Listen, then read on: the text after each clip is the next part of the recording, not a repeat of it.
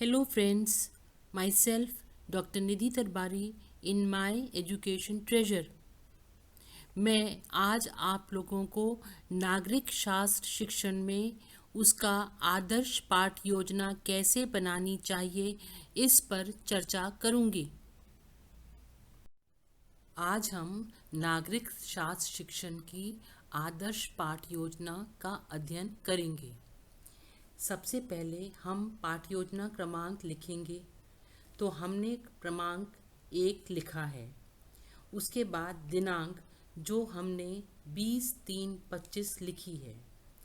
तत्पश्चात विषय यानी नागरिक शास्त्र शिक्षण लिखा जाएगा। विषय लेने के बाद प्रकरण लिखा जाएगा जो हमने छात्रों को पढ़ाना है।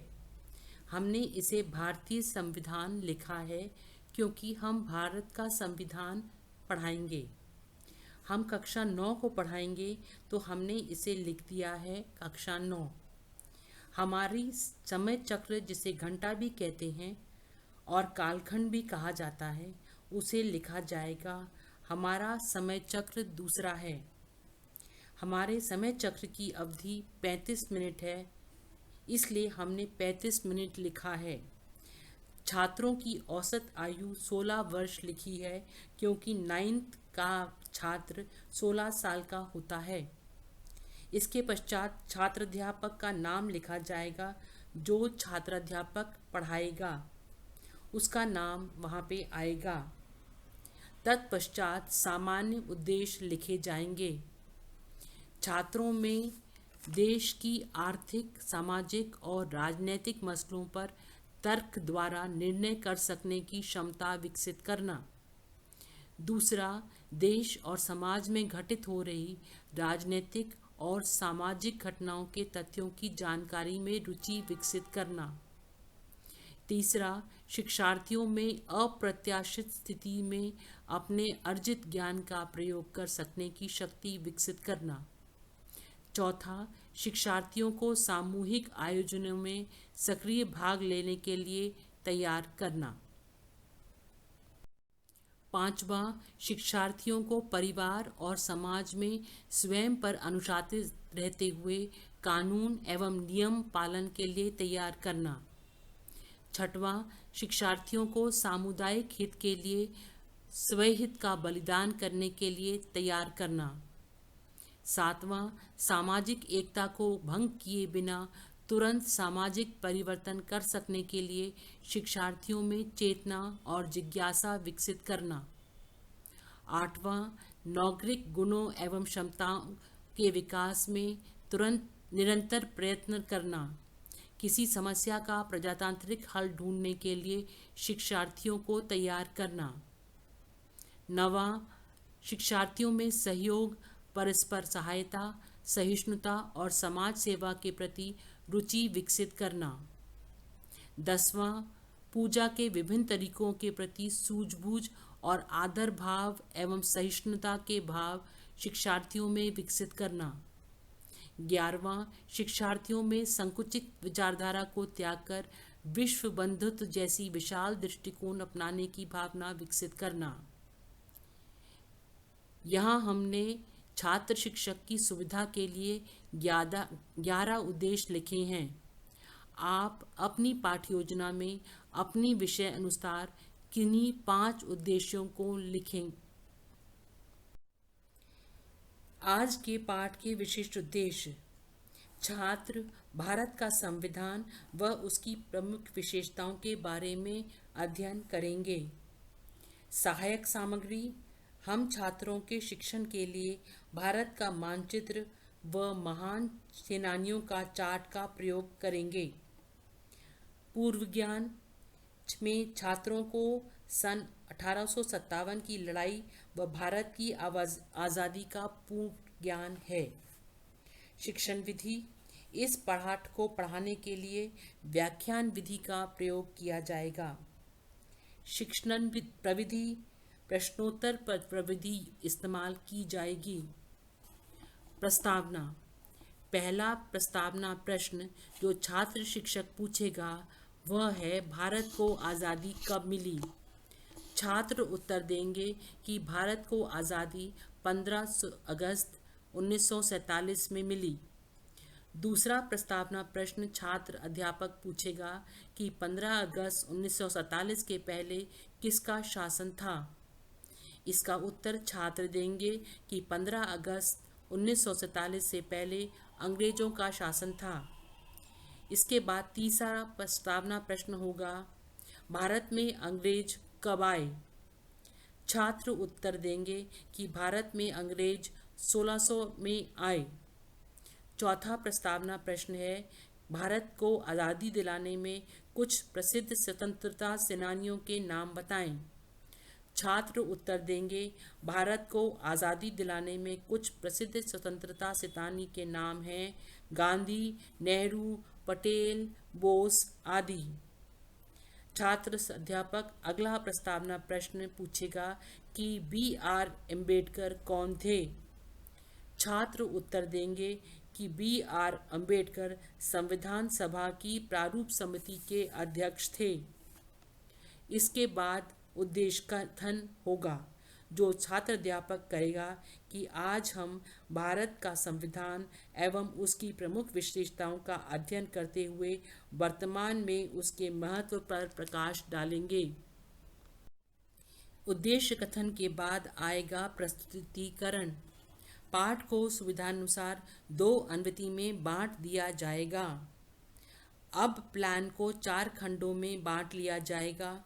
पहले खंड में विषय वस्तु लिखी जाएगी, दूसरे खंड में शिक्षक क्रिया का है, तीसरे खंड में छात्र क्रिया आएगी एवं चौथे खंड में शामपट सारांश लिखा जाएगा। पहले खंड जो कि विषय वस्तु का है में पाठ की मुख्य पॉइंट्स लिखें जैसा हमने लिखा है। संविधान का अर्थ, भारत का संविधान, भारतीय संविधान की संरचना के विभिन्न घटक, भाग, पार्ट्स, अनुच्छेद, आर्टिकल्स और अनुसूचियां, शेड्यूल्स। दूसरे खंड में शिक्षक क्रिया आएगी। इसमें शिक्षक जो कथन करेगा वह लिखना होगा। जैसे हमने संविधान का अर्थ बताया है कि किसी राज्य का संविधान मूल सिद्धांतों या स्थापित परंपराओं का एक मौलिक समूह होता है जिसके आधार पर राज्य के द्वारा शासन का संचालन किया जाता है। यह सरकार की संस्थाओं के संगठन, शक्तियों और सीमाओं के साथ साथ नागरिकों के अधिकारों एवं कर्तव्यों के मध्य एक संतुलन की तरह कार्य करता है। इस कथन करने के बाद छात्र शिक्षक एक विकासात्मक प्रश्न पूछेगा, संविधान से आप क्या समझते हैं। छात्र उत्तर देंगे कि संविधान देश का सर्वोच्च कानून के रूप में भूमिका निभाता है जो सरकार के कामकाज, व्यक्तिगत स्वतंत्रताओं की सुरक्षा एवं सामाजिक व्यवस्था के रखरखाव के लिए एक रूपरेखा प्रदान करता है। विकासात्मक प्रश्न के बाद फिर एक शिक्षक कथन होगा जो भारत के संविधान पर रहेगा। भारत का संविधान भारतीय गणराज्य का सर्वोच्च कानून है। यह देश की राजनीतिक व्यवस्था के लिए रूपरेखा तैयार करता है, सरकार की संस्थाओं की शक्तियों एवं उत्तरदायित्वों को परिभाषित करता है। संविधान के द्वारा मौलिक अधिकारों की रक्षा के साथ साथ शासन के सिद्धांतों को भी रेखांकित किया जाता है। संविधान में देश के प्रशासन का मार्गदर्शन करने वाले नियमों और विनियमों का एक समूह होता है। भारतीय संविधान विश्व के सबसे लंबे एवं विस्तृत लिखित संविधानों में से एक है। अब हम भारतीय संविधान की संरचना के बारे में अध्ययन करेंगे। भारतीय संविधान की संरचना के विभिन्न घटक को इस प्रकार देखा जा सकता है। पहला या भाग या पार्ट, मूल रूप से भारतीय संविधान में 22 भाग थे व वर्तमान में भारतीय संविधान में 25 भाग हैं। दूसरा, आर्टिकल्स, मूलतः भारतीय संविधान में 395 अनुच्छेद थे व वर्तमान में भारतीय संविधान में 448 अनुच्छेद हैं। तीसरा, अनुसूचियाँ या शेड्यूल्स। मूल रूप से भारत के संविधान में 8 अनुसूचियाँ थीं और वर्तमान में 12 अनुसूचियाँ हैं। संविधान सभा के अध्यक्ष डॉक्टर राजेंद्र प्रसाद थे। डॉक्टर BR अम्बेडकर की अध्यक्षता में प्रारूप समिति गठित की गई थी। इस कथन के बाद एक विकासात्मक प्रश्न पूछा जाएगा। संविधान का अधिकांश भाग कब लागू हुआ? छात्र उत्तर देंगे कि संविधान का अधिकांश भाग 26 जनवरी 1950 को लागू हुआ। प्रारूप समिति के द्वारा संविधान को तैयार करने में 2 वर्ष 11 महीने और 18 दिनों का कुल समय लगा। संविधान के प्रारूप को संविधान सभा द्वारा 26 नवंबर 1949 को पारित घोषित किया गया था। इसे भारत के संविधान की अंगीकृत तिथि के रूप में जाना जाता है। संविधान का अधिकांश भाग 26 जनवरी 1950 को लागू हुआ, जिसे भारत के एक संप्रभु राज्य बन गया। इस तिथि को भारत के संविधान के अधिनियम तिथि के रूप में जाना जाता है। अब हम आते हैं यूनिट 1 के बोधगम्य प्रश्न पर। जो पाठ हमने पढ़ाया है उस पर बेस्ड ये प्रश्न होंगे। हमने 5 बोधगम्य प्रश्न तैयार किए हैं। हमारा पहला बोधगम्य प्रश्न है, प्रारूप समिति के द्वारा संविधान को तैयार करने में कितना समय लगा? छात्र उत्तर देंगे कि प्रारूप समिति के द्वारा संविधान को तैयार करने में 2 वर्ष 11 महीने और 18 दिनों का कुल समय लगा। दूसरा बोधगम्य प्रश्न हम पूछेंगे, भारतीय संविधान के संविधान सभा के अध्यक्ष कौन थे? छात्र उत्तर देंगे कि भारतीय संविधान सभा के अध्यक्ष डॉक्टर राजेंद्र प्रसाद थे। तीसरा बोधगम्य प्रश्न शिक्षक पूछेंगे कि भारतीय संविधान में कितने मूल भाग थे? छात्र उत्तर देंगे कि भारतीय संविधान में 22 मूल भाग थे। शिक्षक का चौथा बोधगम्य प्रश्न होगा कि किस तिथि को अधिनियम तिथि के रूप में जाना जाता है? छात्र उत्तर देंगे कि संविधान का अधिकांश भाग 26 जनवरी 1950 को लागू हुआ, जिससे भारत एक संप्रभु राज्य बन गया। इस तिथि को भारत के संविधान में अधिनियम तिथि के रूप में जाना जाता है। पांचवा प्रश्न बनाया है, छात्र भारत के संविधान के संरचना के विभिन्न घटक कौन कौन से हैं? छात्र उत्तर देंगे कि भारतीय संविधान की संरचना के विभिन्न घटक इस प्रकार हैं: भाग, अनुच्छेद और अनुसूचियाँ। इसके बाद हम यह बात स्पष्ट कर देना चाहते हैं कि छात्र शिक्षक को सभी बोधगम्य प्रश्नों के उत्तर को शामपट पर लिखना होगा एवं छात्रों से कहना होगा कि वे सभी उत्तर अपनी पुस्तिका में लिख लें। अब हम आते हैं यूनिट 2 के प्रस्तुतिकरण पर। अब फिर से प्लान को 4 खंडों में बांट दिया जाएगा।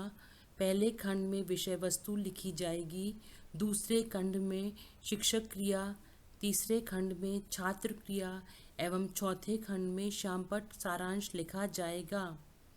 पहले खंड में विषय वस्तु के पाठ के मुख्य पॉइंट्स लिखे जैसा हमने लिखा है। भारतीय संविधान की प्रमुख विशेषताएं: पहली, सबसे विस्तृत लिखित संविधान। दूसरी, विभिन्न स्रोतों से प्रेरित। तीसरी, कठोरता और लचीलापन का मिश्रण। चौथा, एकात्मकता के साथ संघीय प्रणाली। पांचवा, संसदीय शासन प्रणाली। छठवां, संसदीय संप्रभुता और न्यायिक सर्वोच्चता का समन्वय। सातवां, एकीकृत और स्वतंत्र न्यायपालिका। आठवां, मौलिक अधिकार। नौवां, सार्वभौमिक वयस्क मताधिकार। 10वां, एकल नागरिकता। 11वां, आपातकालीन प्रावधान और 12वां त्रिस्तरीय सरकार। शिक्षक क्रिया में शिक्षक कथन करेगा कि भारतीय संविधान की पहली विशेषता है कि यह सबसे विस्तृत संविधान है। भारतीय संविधान विश्व के सभी संविधानों में सबसे विस्तृत है।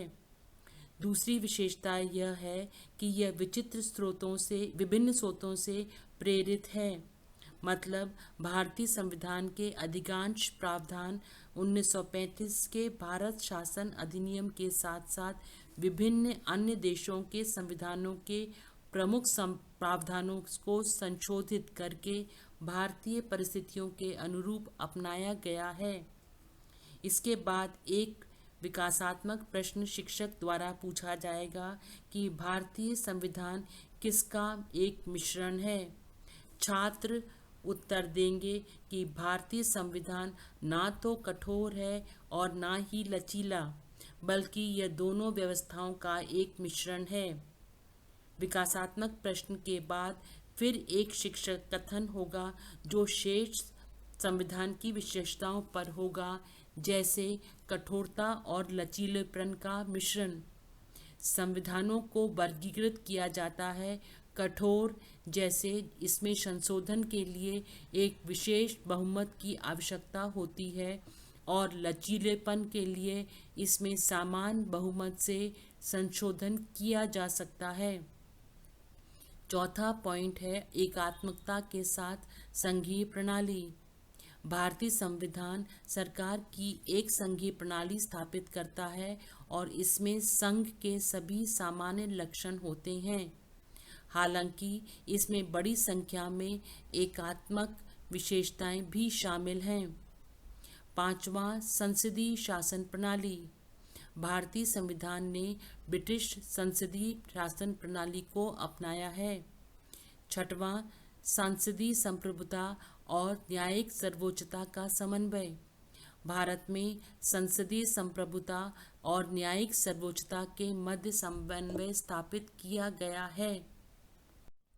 संविधान की सातवीं विशेषता है कि एकीकृत एवं स्वतंत्र न्यायपालिका।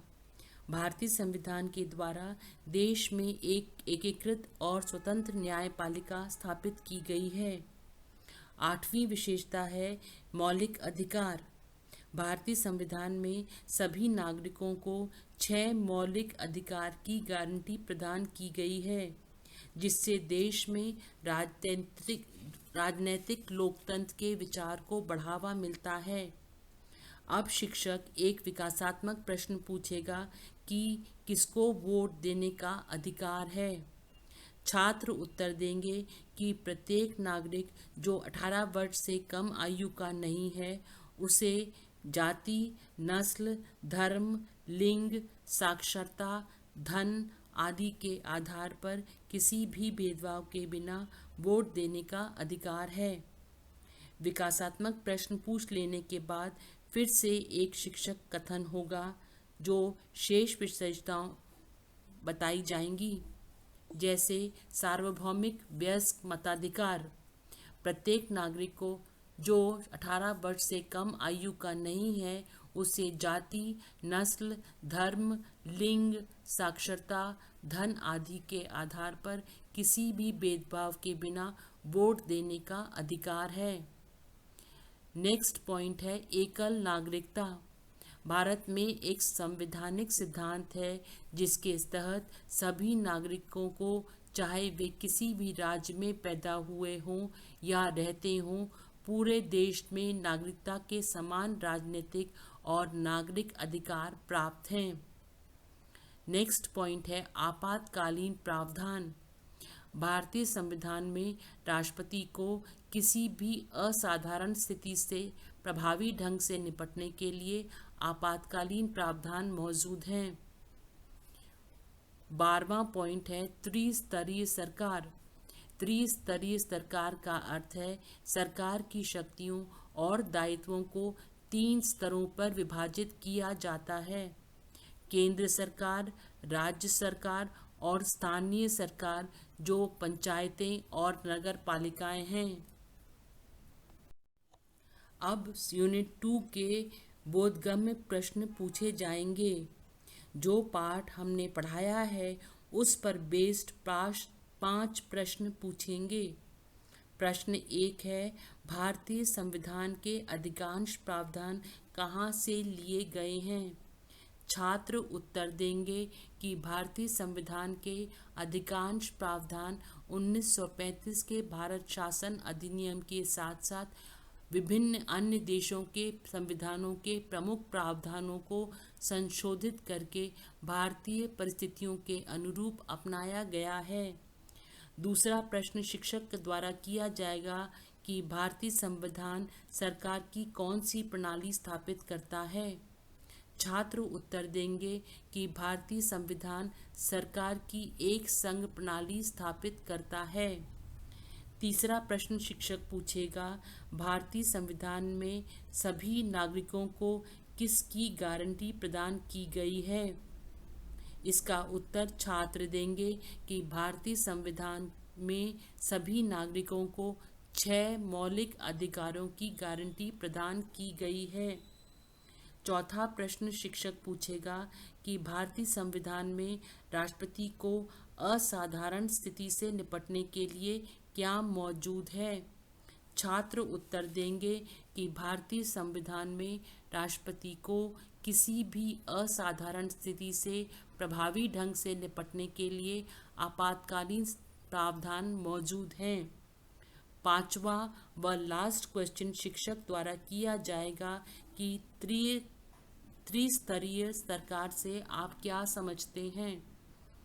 छात्र उत्तर देंगे कि त्रिस्तरीय सरकार का अर्थ है सरकार की शक्तियों और दायित्वों को 3 स्तरों पर विभाजित किया जाता है। केंद्र सरकार, राज्य सरकार और स्थानीय सरकारें, जिसमें पंचायतें और नगरपालिकाएं आती हैं। एक नोट, छात्र शिक्षक को सभी बोधगम्य प्रश्न के उत्तर श्यामपट्ट पर लिखना है अनिवार्य है एवं छात्रों से कहना अनिवार्य है कि वे सभी उत्तर अपनी पुस्तिका में लिखें। अब हम पुनरावृत्ति प्रश्न पर आते हैं। पहला पुनरावृत्ति प्रश्न होगा, भारतीय संविधान के संविधान सभा के अध्यक्ष कौन थे? छात्र उत्तर देंगे कि भारतीय संविधान सभा के अध्यक्ष डॉक्टर राजेंद्र प्रसाद थे। दूसरा पुनरावृत्ति प्रश्न होगा, वर्तमान में भारतीय संविधान में कितनी अनुसूचियां हैं? छात्र उत्तर देंगे कि वर्तमान समय में भारतीय संविधान में 12 सूचियां हैं। तीसरा पुनरावृत्ति प्रश्न होगा, किस तिथि को अंगीकृत तिथि के रूप में जाना जाता है? छात्र उत्तर देंगे कि 26 नवंबर 1949 को भारत के संविधान को अंगीकृत तिथि के रूप में जाना जाता है। चौथा पुनरावृत्ति प्रश्न होगा, भारतीय संविधान में राष्ट्रपति को असाधारण स्थिति से निपटने के लिए क्या मौजूद है? छात्र उत्तर देंगे कि भारतीय संविधान में राष्ट्रपति को किसी भी असाधारण स्थिति से प्रभावी ढंग से निपटने के लिए आपातकालीन प्रावधान मौजूद हैं। और पांचवा और लास्ट क्वेश्चन पुनरावृत्ति का होगा, भारतीय संविधान ने किस शासन प्रणाली को अपनाया है? छात्र उत्तर देंगे कि भारतीय संविधान ने ब्रिटिश संसदीय शासन प्रणाली को अपनाया है। अगर आपको यह वीडियो रोचक एवं ज्ञानात्मक लगा हो तो मेरा आपसे अनुरोध है कि इस वीडियो को लाइक करें, जिससे मैं मोटिवेट हो जाऊं। दूसरों से शेयर करें एवं सब्सक्राइब करें, जिससे जब भी मैं नया वीडियो अपलोड करूं तो आपको नोटिफिकेशन मिल जाए। कमेंट करना भी आप ना भूलें। अब हम कक्षा कार्य पर आते हैं। कक्षा कार्य में आप खाली स्थान भरें, जोड़ी बनाएं, सही गलत लिखें, एमसीक्यू दे सकते हैं। मैंने यहाँ 5 खाली स्थान छात्रों के लिए लिखे हैं। इनके उत्तर मैंने ब्रैकेट में प्लान में लिख दिए हैं। आप भी ऐसा कर सकते हैं। पहला खालिस्तान है। मूल रूप से भारतीय संविधान में खालिस्तान भाग थे। सही उत्तर है 22। दूसरा, वर्तमान में भारतीय संविधान में खालिस्तान अनुसूचियां। सही उत्तर 12। तीसरा, प्रारूप समिति के द्वारा संविधान को तैयार करने में खालिस्तान का कुल समय लगा। सही उत्तर 2 वर्ष 11 महीने और 18 दिन। चौथा, भारतीय संविधान ने डैश शासन प्रणाली को अपनाया है। सही उत्तर ब्रिटिश संसदीय। पांचवा, भारतीय संविधान में सभी नागरिकों को खालिस्तान की गारंटी प्रदान की गई है। सही उत्तर 6 मौलिक अधिकार। अब हम गृह कार्य पर आते हैं। मैंने गृह कार्य के लिए विद्यार्थियों के लिए भारतीय संविधान की प्रमुख विशेषताएं लिखकर लाएं दी है। Thank you very much for patiently watching the video और कमेंट और सब्सक्राइब करना ना भूलें।